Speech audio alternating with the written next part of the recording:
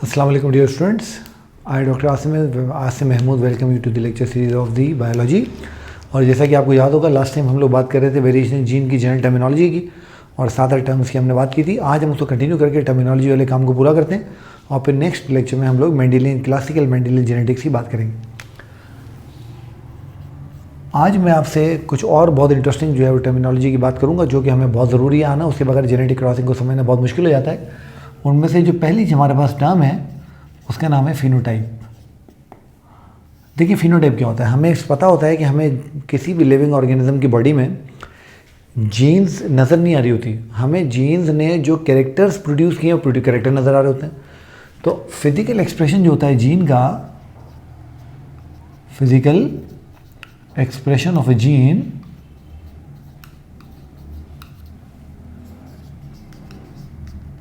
Is called phenotype. से for example कोई plant है और उस प्लांट के पास टॉलनेस की जीन है।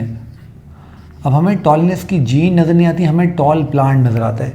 से फॉर एग्जांपल कोई फ्लावर है, उसके पास रेड कलर की जीन है, हमें रेड कलर की जीन नज़र नहीं आती, हमें रेड फ्लावर नज़र आता है।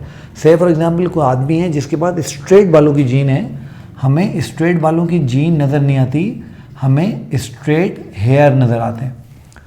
तो जो फिजिकल एक्सप्रेशन होता है जीन का, उसको हम उसकी फिनोटाइप कहते हैं। अच्छा, अब यहाँ पे एक छोटा सा इशू ये बनता है कि फिनोटाइप के साथ हम जेनेटिक क्रॉसिंग नहीं कर सकते, तो हमें फिनोटाइप को एक ऐसी फॉर्म में कन्वर्ट करना होता है जिसके ज़रिए हम जेनेटिक क्रॉसिंग कर सकें, और उसको हम जीनोटाइप कहते हैं। तो what is genotype? It is genetic makeup of phenotype. तो it is genetic makeup of phenotype. तो फिनोटाइप के जेनेटिक मेकअप को हम लोग जो है वो जीनोटाइप का नाम देते हैं। मिसाल के तौर पे ऊपर वाली एग्जांपल में हमने लिखा टॉल, तो टॉल को हम कैपिटल टी कर दें। हमने लिखा रेड फ्लावर, तो इसको हम कैपिटल आर कर दें। हमने लिखा स्ट्रेट हेयर, तो स्ट्रेट हेयर को हम कैपिटल एस लीजिए, so on and so fourth वगैरह वगैरह। अच्छा, यहाँ पर आप क्या देख रहे हैं, हम फिनोटाइप को सिम्बल्स दे रहे हैं, तो इसको आप सिम्बलाइजेशन ऑफ फिनोटाइप भी कह सकते हैं। सिम्बलाइजेशन ऑफ फिनोटाइप।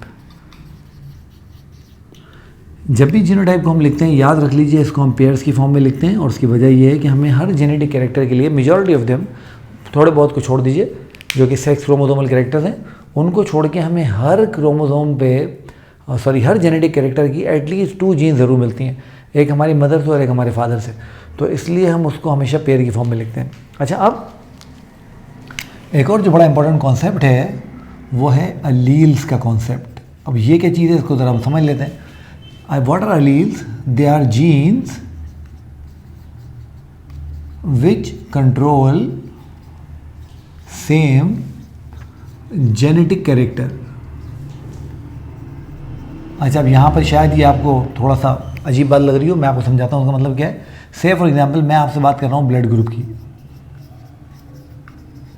लेट सपोज मैंने यहाँ पे 2 क्रोमोसोम बना लिए हैं आपके पास, ये हमारा एक क्रोमोसोम है और ये हमारा दूसरा क्रोमोसोम है। अब फर्ज कर लेते हैं कि इस पे जो लोकस है ब्लड ग्रुप की जीन का, वो ये लोकस है, सही। अब फर्ज करते हैं कि हमें हमारे मैटरनल क्रोमोसोम से ब्लड ग्रुप ए की और पैटर्नल क्रोमोसोम से भी ब्लड ग्रुप ए की जीन जो है हमें इनहेरिट हुई। तो ये मैटरनल क्रोमोसोम हो गया, ये पैटर्नल क्रोमोसोम हो गया।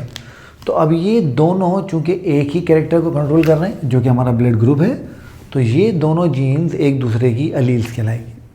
तो ये एक इंपॉर्टेंट कॉन्सेप्ट है, आपने समझना है।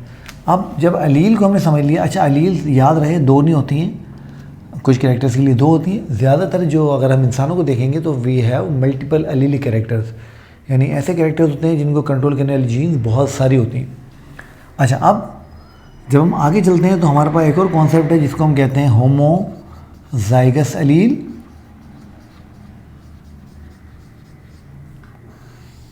अब आप समझ गए होंगे कि ये होमोजाइगस अलील की एग्जांपल है, यानी both parents inherit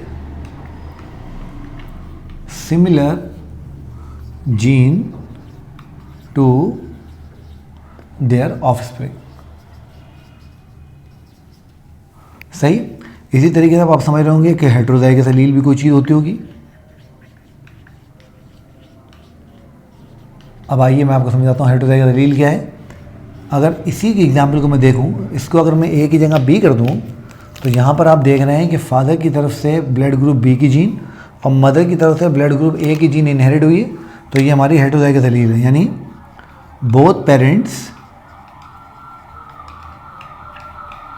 inherit different genes. तो मैं उम्मीद करता हूँ कि एलील्स के कॉन्सेप्ट बहुत अच्छे से आपको समझ में आ गया होगा। अच्छा, अब यहाँ पर दो बड़ी इंपॉर्टेंट टर्म्स हैं, उनकी भी हम बात कर लें, रिसेसिव की और डोमिनेंट की, और फिर हम थोड़ी सी बात करें कि ये फीमेल जनरेशन क्या होती है।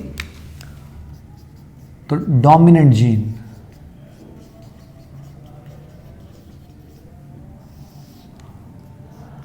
expresses itself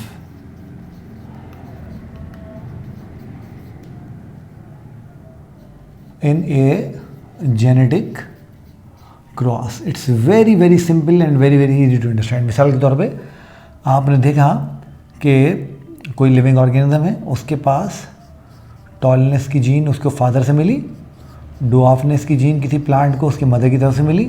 टॉलनेस को हमने कहा कैपिटल टी, डुआफनेस को स्मॉल टी। एक जीन पेरेंट ने फादर ने शेयर की, एक जीन मदर ने शेयर की। अब इसके पास टॉलनेस की जीन भी है, डुआफनेस की जीन भी है, बट यहाँ पर टॉलनेस की जीन अपने आप को शो करेगी और डुआफनेस की जीन सप्रेस हो जाएगी, तो हम कहेंगे टॉल जीन जो है वो डोमिनेंट है।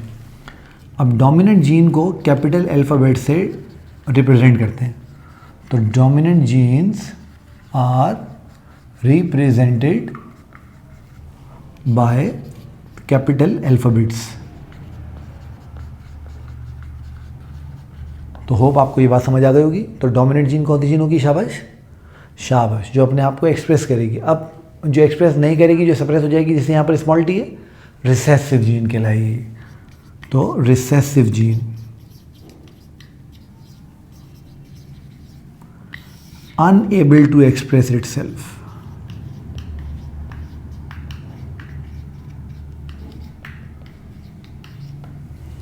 और इसको हमेशा स्मॉल अल्फ़ाबेट से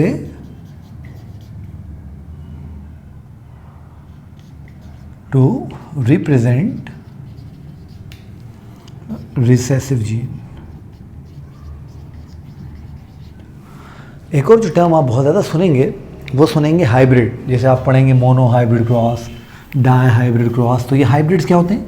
हाइब्रिड्स आर बेसिकली हेटेरोजाइगोट्स।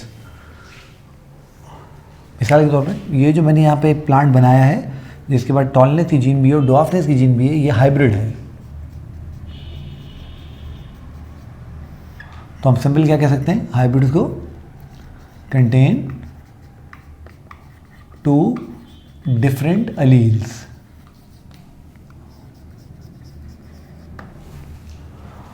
ऑलराइट, एक और टर्म जिसकी मैं आपसे आखिर में बात करना चाहूँगा, इट इज़ फीलियल जनरेशन।